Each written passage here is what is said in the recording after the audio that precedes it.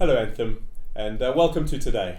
I can't believe that we come to Sunday and we're not all together, but I'm very grateful to be able to be here with Jackie, who you know, and John and Nix, and we're hoping that what we can do through the course of this episode is just help us move on into greater levels of life.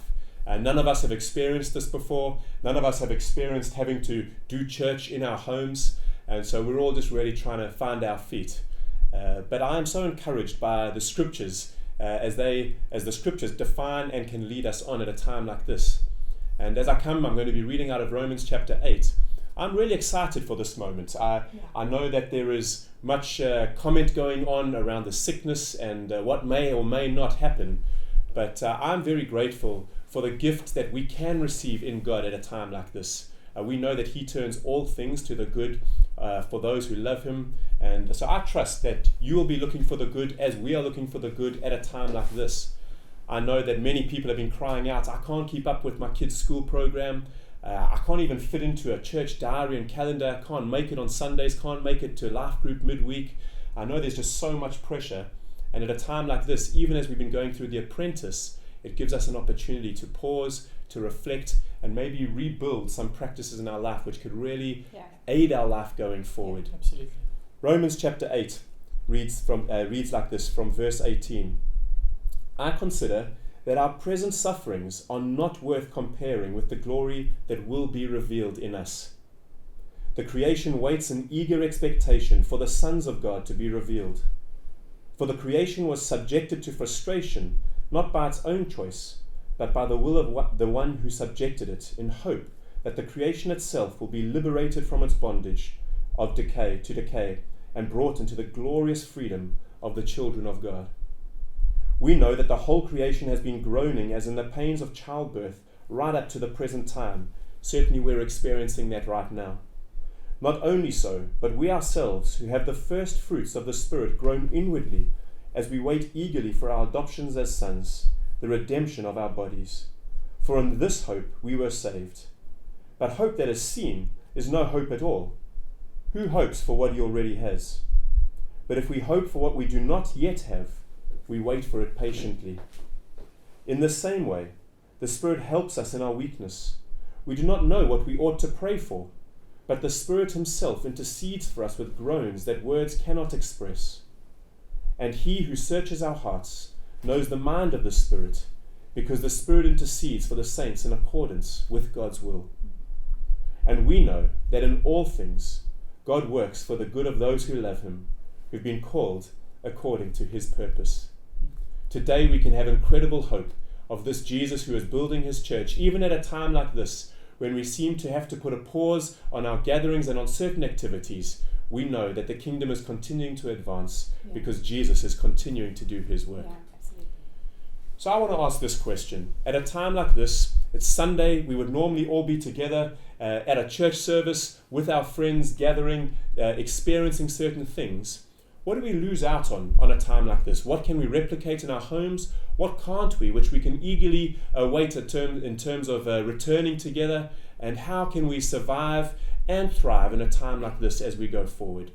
And so maybe I can just ask this question. What are some of the things that we lose out on in not being able to gather on a Sunday? So we definitely miss out on worship together as a community.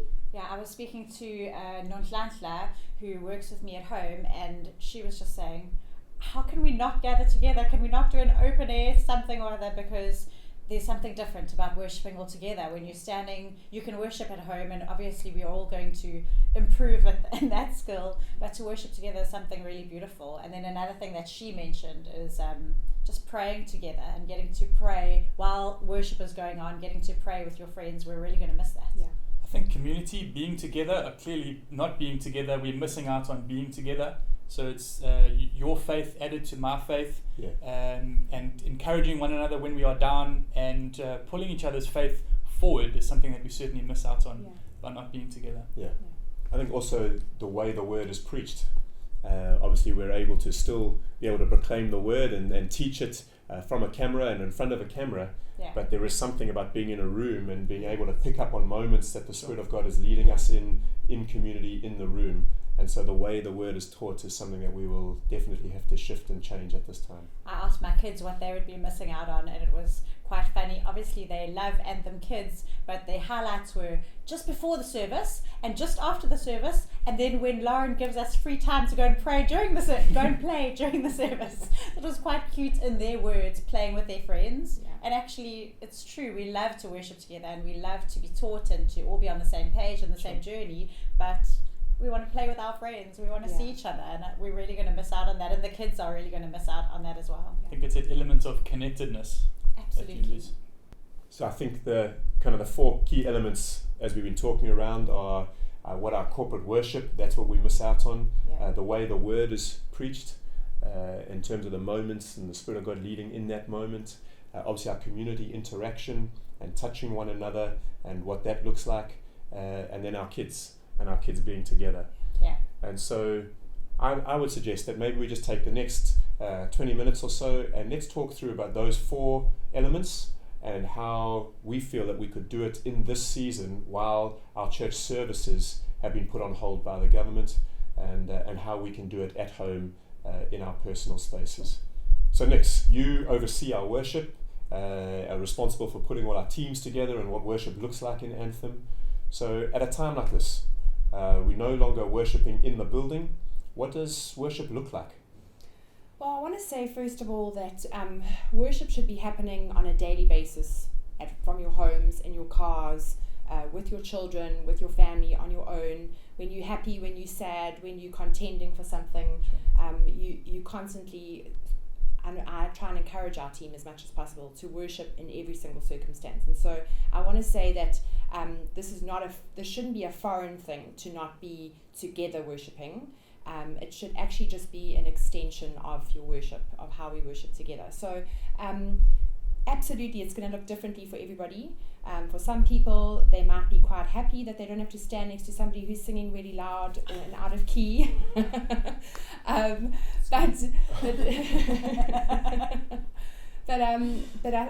I think it's what John touched on earlier, and what you touched on as well, Rich, is that it's adding our faith together. You know, you can feel faith building in a room, and so that's how do we get that back. The best way that I found is to watch a couple of videos. There are some incredible worship teams around the world that have poured their life out into making music, into writing music, amazing worship songs, and they have recorded it in a setting where there are other people present, and so you actually almost get the feel of other people's faith joining to your faith. Just this morning I was listening to a song, worshipping to a song, and they got to a certain part and everybody in the congregation was just singing with all their heart, and I felt like I was part of that moment. And so I think don't be discouraged being in your home. If you feel comfortable sitting on your couch and worshipping, if you feel comfortable kneeling, if you want to call your family together and do it together, if you want to call your kids together, and it doesn't necessarily even have to be the songs that we sing every Sunday. If you feel comfortable singing hymns at home, go for it. Worship your heart out singing hymns. If you want to bring your kids together and you want to have a kids party for the morning, please do that. It's wonderful. Yeah. It doesn't mean that our expression of how we worship has to stop just because we're not together. Absolutely. I actually think that some people might come back from this maybe in a more freer state, walking in more freedom in how they worship, because they've been able to practice that and now come back full of faith, really, to do that in a corporate setting. Maybe just to say that we are not going to be having our band leading us in worship at a time like this, because it would appear to be a little unclear at this point in time, just in terms of from a legality point of view, singing other people's songs. We pay a license to CCLI, so we're able to do it inside our auditorium, but putting it out onto the public platform, we're still trying to do a bit of homework around that and what we are allowed and what we're not allowed to do, and we want to be law-abiding citizens, so we're not putting out a worship set from our own band onto the public platform and public space. But if we find out that we're able to, we may do that into the future to help. Absolutely. But today we're not doing that. Next, you also mentioned that you were going to put together something of a playlist or lists of songs that people could follow. Yes, I Right? will be doing that. So there will be a link after this to a playlist, as Jack said. That please add it to your daily playlist. It shouldn't just be on a Sunday that we're listening to songs, that we're worshipping to songs. As I said earlier, this should be a lifestyle every single day. Yeah. So and it's actually wonderful because it's amazing how putting words to music brings back a thought to mind and what it is that you trust in God for. If in a difficult situation, I just think about that song, You Are Good Always, You're Never Going to Let Me Down. There have been times when I've been contending for things, and that's the first thing that's popped into my head, and I've sang that over myself because I've been in a corporate setting where I've seen God do something, and I know that I can pull that into my personal space and see that as well. So we want to encourage you, download those songs, get onto iTunes, Apple Music, Google Play Store, but we will have the YouTube links available as well. And actually sometimes it's quite nice to see other people doing it as well, not just to hear. I would also suggest that if you don't have access to some of these playlists, some of the online media platforms, I'd encourage you to get hold of someone in the community that does. Yes. We know that we do want to have social distancing, but we also know that recommendation is kind of 2 meters, and so maybe a couple of us can get together and still worship together if you don't have access to that. So we encourage you to take ownership of your relationship with Jesus right now and your worship right now. Where we are unable to lead you from close proximity and we can lead you from kind of a bit further away, you need to press in at this time, and we really do encourage you to do that. Yeah. I loved what Nick's had to say about personal worship and corporate worship. And I think when we come together in corporate worship, we are bound by how the community worships. And so all of us lay our individual preferences at the door and worship as a community with God. But when we're worshipping individually, we get to decide how we want to worship. And so, as Nick said, for some people that might be the songs that we sing every week, and for other people that might not be the songs that we sing every week. And both of those are absolutely okay in your personal times of worship. I think the thing that I'm most looking forward to for worship is I finally get to be the worship leader. You wish we had Jada in our house. In our house, we've been worshipping together as a family for a long time because we do school at home. Yeah. And I find just some practical things when worshipping with kids. First of all, Jada does set our playlist, which is helpful because she's knows how the flow goes, and so it would be helpful with your list, Nick, that you're going to send to us. But then some of our kids really don't like to sing in our living room. They find it strange and awkward, and others of them love to do it. And so there's a bit of freedom as long as you're doing it in the name of Jesus. As long as you're doing it for God and for His glory, then there's freedom to sing or to sit or to draw. Absolutely. Yeah. And it grows. It's awkward a little bit in the beginning, but we've become more and more used to it, and there's actually been some incredible moments of even prophecy and prayer, and it's been amazing. Sure. I think that's a great environment to learn from, because if you feel safe in your home, then you can feel safe outside of in your church home then. So if you know that it's okay in your home, then it's going to, you know that it's probably going to be okay in your church home. So it's a really great environment to learn. Beautiful. If we can move on, and then just to teaching of the word, we gather around the scriptures, and we place a high value on that, and we love doing that. And now we're sitting on the opposite end of a camera, and still wanting to teach, but also knowing that in the corporate moments there is the leading of the Spirit of God. And so maybe Jax, you could just point us in a direction. What does the next couple of weeks look like for us from a teaching point of view? Yes, sure. So obviously there's so much great teaching available online, but I still think it's very important for us as a community to be going in one direction with shepherds' voices that we know and love. And so I think it's important that we will still be producing something of an abridged sermon, something that you're able to listen to on a Sunday, and that all of us as a congregation, as a community, are on the same journey together. Yeah. So this week we just wanted to chat, but from next week we will be putting out sermons so that we're following along this apprentice series and however long this goes on for. But then also it's an opportunity for us to really practice reading the Bible for ourselves. Yeah. And Nix, you've got a Bible reading plan set up for us apparently. Yes, several in fact. So we'll be starting with a devotional by N.T. Wright about going through the Lord's Prayer. It'll be 7 days. There's a short little devotional that you do every morning, and then a Bible reading that goes with that. And we just want to encourage you to, this is just a starting block. So don't let just the 3 verses that you have to read for that day be it. I want to encourage you to get into the Word, to reference it to something else, to read different translations of the Bible, because it's often in those times that you just get such a revelation of what it is that that the Spirit of God is trying to say to you. As a community, we've been going through the Apprentice series, which we've learned from John Mark Comer, who's put together an incredible Apprentice series that lasts, I think, 9 months long if you follow it to the letter. And he's just released a book, The Ruthless Elimination of Hurry. And I think for all of us, we have an opportunity now to actually put these practices into play. Absolutely. So yes, we'll be preaching, and yes, we'll be following along that journey, but on the same hand, have we all put the Sabbath into place? Have we all put the silence and solitude into place? Those things we have an opportunity now to really actually massage in. So I hope that actually as a community, in terms of being led through teaching, we do even better than we did before. Yeah. I think also with teaching, one of the things that we always want to gain the benefit of is that God does gift certain people with the ability to teach, but we also know that everyone is led by the Spirit of God that has submitted their life to Christ and therefore can know the Scriptures for themselves.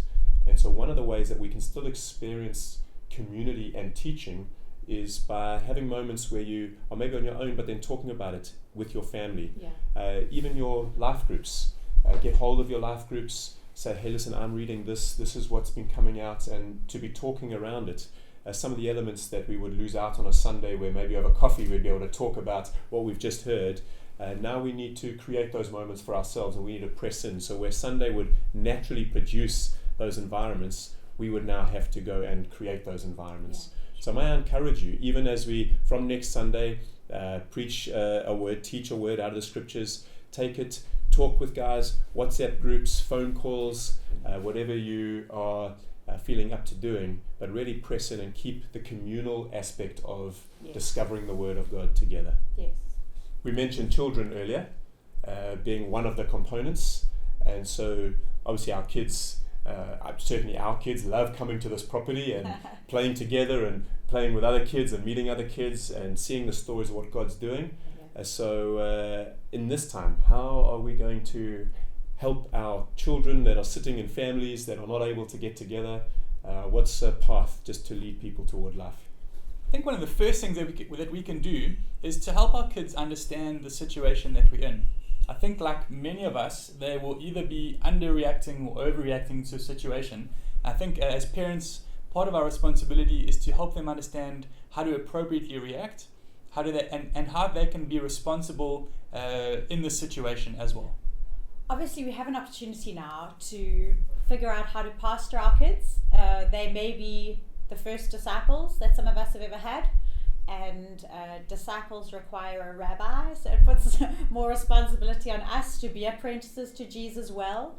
But yeah, it affords us the opportunity. So I read regularly with my kids ordinary books, and I find that as I read with them, questions come up because of what we're reading that neither of us would ever have thought to converse about. I wouldn't have brought it up to talk to them about it. They wouldn't have necessarily asked me those questions unless we had been reading this stimulating material. And in the same way now, as we're reading with our kids, as we're the ones doing a lesson with our kids or reading the Bible together as a family, questions come up and we get this unique and privileged opportunity of being able to shape our kids, which actually is outsourced to a large degree, Monday to Friday and Sunday. And so while we understand the need for it and the privilege of it in normal circumstances, right now we have an incredible opportunity Absolutely. to disciple our children Yeah. in an unhurried way that can answer each of their questions at the level that they're at. It Yeah. couldn't be more perfectly designed. Yeah. I think that actually scares a lot of parents because they've never had that opportunity, or they've never made that time to sit down with their kids and actually engage them on that level. It's easier because it's something that's had to be done because of how we live our lives. Yes. It's something we haven't had to engage. Sure. And Yeah. so this might be actually a really frightening time Yeah. for many parents having to sit down and now deal with their kids' spirituality and their kids' spiritual formation. Yeah. So we've put a couple of things in place. If that's you, if you've never had those conversations with your kids, perhaps you don't know where to start, we're going to put some links to some videos that they would have been doing in Anthem Kids underneath this service. And so you can watch those videos with your family, with your kids. And then we've also put some pointed questions to help parents understand how those lessons can apply to their kids and how they can help shape their kids at this time. And if you've got smaller kids, there's even some craft ideas and things that you can take your kids' time up with because they're stuck at home with you and you're stuck with them. So an example of how a Sunday could go after this is, as a family, we could gather together, or on your own if that's your situation. We could listen to a few songs that Nix has given us links to. We could perhaps do the kids video first, set the kids to their task, and then we listen to the sermonette that's been prepared. That might be a way that it could go. Sure. It would be a wonderful time to be together as a family, and then for them to see, now mum and dad are going to be taught about the Bible, that the kids can see that that's a value of their parents. Absolutely. I really want to encourage you, Anthem, to take hold of this moment. I believe that this really is a gift from God this time. Not that the virus is a gift from God, but what we can do with it now that government have shut borders and travel down and business is slowing down. I think we really have an opportunity to rebuild family. We know it's a global pandemic that much bigger than the virus is the family breakdown. Yeah. And there's an opportunity to reinstate that. And so Absolutely. I encourage you to find each other. And we know, like any where there's been relational breakdown, it takes intentional action and hard work and some awkward moments to rebuild that relationship. And we want to encourage you not to check out in those times, but actually to keep stepping forward, keep pressing in, keep building your family. Come out of this time stronger as a family, rather than just endure this time and getting them entertained by watching more TV or whatever. Really build the family. Yes. And if anybody has any questions or would like advice and help, obviously we've still got our life group channels. If you're in a group, then you could go to your leader and say, sheesh, my kids asked me this question, or this is what we're struggling with, me and my roommates are now having this debate. They can go to their life group leaders, or we've got that email address that you set up, John. Yes, John? Yeah, care@anthem.org.za. Yeah, let's also just talk around one of the core elements we lose out on a Sunday is community, seeing our friends, the coffee, the touch, the communication, the conversation, the being together in faith and inspiration. So how can we do community at this time? A.W. Tozer says that much of our teaching is around your faith being individual but not private. And so all of a sudden people feel as if being private is now being contrary to what we've been taught. And I don't believe in this time that it is. I think it's actually just not being reckless. And so we're not calling the church to be reckless, but we are calling them to be fearless at this time. I think one of the things that we can do is to remain connected without proximity. And so we've got technology at our fingertips. You can, if you don't have phones, you can shout at your neighbors over the fence, or even write them a letter. I've seen people writing letters and putting it in their neighbors' mailboxes, but simply asking them, how can I help you? So you would know people that need help shopping, that are unable to shop for themselves. You can remain connected with them by doing that, as well as the life groups that you are in. If you know other people in the church that are not in life groups, you can remain connected to them without necessarily having proximity to them. A thought that I had was often on a Sunday, what you've benefited from is being able to touch with somebody's noticed something in you, and you can ask for prayer, maybe even a word that they feel in the spirit, a prophetic word for you. So an idea that I had is maybe if you still have time after this and after we've been doing some of those other elements, actually take a few moments and say, God, would you drop 3 people into my heart? It's beautiful. Three people maybe that I do interact with, or maybe that I don't, and you just know them almost only to describe them. And you would be able to pray for them, ask for a prophetic word, get a word of encouragement, perhaps a scripture, and send them a message. Or if you don't have their contact details, we obviously can't release contact details because that would be unlawful, but you could send it to us with a description and say, I was looking for this guy with the bald head and the ginger beard. Oh, that's John. And then we would be able to hopefully forward it for you, and the good looking one, and we would be able to forward it for you if we could identify who it was that you'd prayed for. So I think that's a nice way of still being able to say we touched each other, we saw each other without seeing or actually touching at a time like this. I think the big one is it's okay to observe social distancing. I don't think it's contrary to the Christian faith to observe, and it's not contrary to our faith to observe social distancing. Paul says this, 1 Corinthians chapter 6, verse 19. He says, don't you know that your body is a temple of the Holy Spirit within you, whom you have from God? You are not your own. You were bought with a price. Glorify God with your body. I think over this time, one of the ways that we can actually worship, I think choosing to isolate ourselves if we are unwell is actually an act of worship with our bodies and considering others, which is absolutely not contrary to our faith. It's part of our faith over this time. So Anthem, as we come towards the end of this, these are the 4 key elements we think of a Sunday gathering that we can still engage with, just in a different manner as we go forward over the next couple of weeks, not knowing quite how long this is going to take. But we want to call you to 2 things at this point in time. The first is what we've been teaching through the Apprentice series. We've just recently looked at being with Jesus and the 4 practices of Sabbath and prayer and silence and solitude and fasting. And so we're just going to quickly recap some of those things that you may practice these and engage them at a deeper level. And so the first one was Sabbath. And so I'm just going to read a couple of the highlights that came out of it. Is first this, that Sabbath is a time for rest and worship, not for entertainment.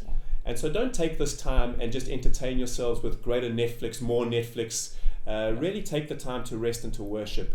I remember the statement that I passed, just rest is a weapon. And that is such a beautiful thing. It's really hard to tempt people who are healthy, happy, and well rested.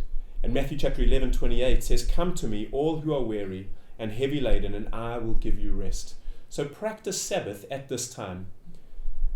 One of the other practices was prayer, and we just learnt going through the Lord's Prayer, what we know as the Lord's Prayer. And just very quickly, our Father, just remind ourselves that his intention is good towards you as our Father, who is in heaven, as close as the air is up against our skin. He is present and with us. Hallowed be your name.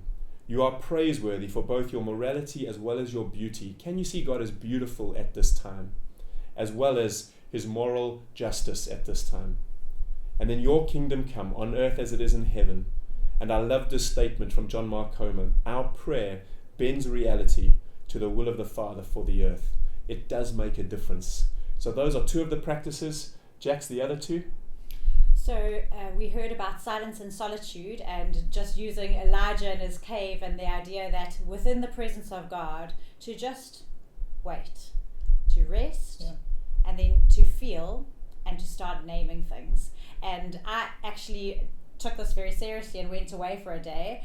Richard was very strong with me. I don't know if any of you have ever experienced that, when he just said to me, you can carry on like you are, or you can know that your life is obviously perfectly designed to produce what it is currently producing. Why don't you take the silence and solitude? And so I took the strong suggestion, and he and 1 or 2 others picked up my responsibilities for the day, and I went out, and it was surprising to me that when I actually waited and rested, the feelings that came out were actually different from what I thought they were. I didn't realize I was so out of touch. I thought that I would perhaps have a little cry about one particular thing, and instead there was something completely different that was actually causing anxiety and emotional distress in my heart that I didn't know until I took that time. Sure. So that's silence and solitude, just waiting in the presence of God, feeling what you feel and naming it to him. He can handle it. And then the other one that we heard about last week was fasting. And I found it very powerful how Paul explained to us that fasting was the number one way that, in fact, I'm going to read it to you. When we fast, our fleshly desires weaken and our spiritual desires strengthen. Yeah. Fasting is commonly known as the most powerful practice to break the bondage of sin in our lives. Sure. Many of us are desperate for sins that have been going on for years and years and years, and we're just unable to break them. And yet, if we could fast, we could gain the power that we need to do the thing that we can't yet do. And Paul really set me free when he said, stop thinking of sin as something to feel guilty about. Obviously, guilt helps us to identify our sin, but that he said, stop and think, what is choking the life out of you? Yeah. That's the sin in your life. What is it that is choking the life out of you? And when he worded it that way, I realized there were things in my life that I was saying yes to that I didn't realize were sin until I identified them as, yes, they are choking the life out of me. Sure. And so just taking the time to identify what is actually choking us, what is preventing us from living the abundant life, and then putting in the practice of fasting, a 24-hour, once a week or twice a week, as was the suggestion, and actually gaining the strength to be able to break the bondage and the power of sin over our lives. Yeah. Good. I'm really looking forward to this next little season. It gives us a time to reset some things, to reorientate, to really get to the depths of what the church is, and that we can stand in the midst of everything that is going on. Yeah. And so I want to make one final call to us as a church at this time. There will be many who live hand to mouth, that live day to day, and who will be losing out on finances. There will be many entrepreneurs, one-man, two-man, small businesses that are losing out at this point in time. And so I want to call us to give. I want to call us to be a generous church at this time. Let's not bunker down and try and kind of close all the hatches and really just hold on to everything. I think this is an opportunity for the church to shine in the midst of darkness, to go over and beyond. I think that what God is able to do through us is to supersede our very imagination. Yeah. And so I want to call you to give. If you have financial ability, go beyond your tithes. Please keep tithing during this time, but to go beyond it. And let's be a community that can help those that are losing out. And let's really stand up and count it a privilege that to be able to serve one another, that we will get to the end of this time, not coming and high-fiving each other and saying we survived, but actually that we would have grown individually, we would have grown in our relationship with God, our families would have grown and been, in some regards, put back together, in other regards, just been strengthened, and that when we come back together, we as a church will have grown not only spiritually, but also numerically, as we take to the streets, and I put that in inverted commas, but as people have questions in our circles, that we would give them the hope of Christ, even reading Romans chapter 8 that I started this with, that we would encourage people to see something beyond what the virus is doing. Absolutely. And bless you, Anthem, from the four of us, we love you, we care for you. And if you've got any questions, any concerns, anything that you want to ask of us, please either email care@anthem.org.za if you have a prayer request or need to be seen to, or if it's just any general inquiry and you just want to keep up to speed, please email info@anthem.org.za. And please keep on connecting into our social media feeds, as we will continue to keep updated with what's going on and how we're doing things. We love you, bless you, may God bless you. No, you have to tithe. You have to tithe toilet paper That's how we can to the church. That's how we can end.